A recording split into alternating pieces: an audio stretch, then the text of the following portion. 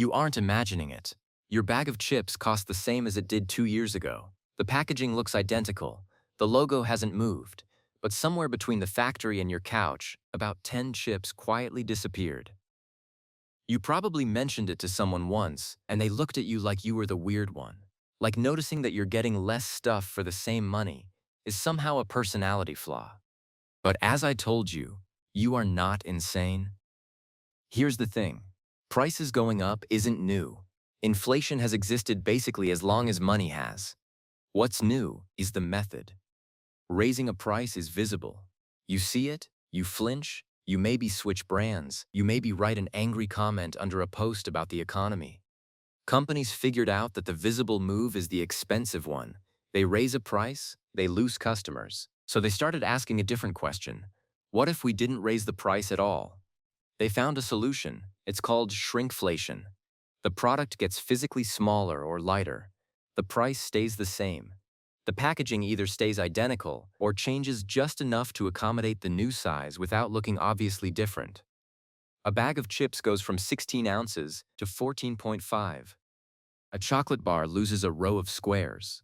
A roll of toilet paper drops from 500 sheets to 480. Each change is small enough that your hand doesn't immediately register the difference when you pick it up.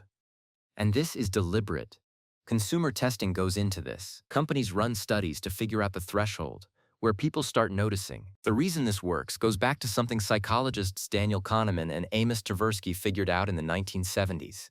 Humans don't evaluate outcomes on their own terms. We evaluate them relative to what we already have, what we expect, what feels normal. And losing something from that baseline hurts roughly twice as much as gaining the equivalent amount feels good. This is called loss aversion, and it's one of the most replicated findings in behavioral science.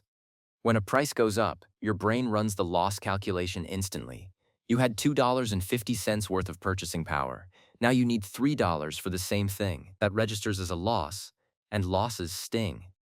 But when the price stays the same, and the product just quietly shrinks, your brain doesn't flag it. The number on the shelf tag matches your expectation.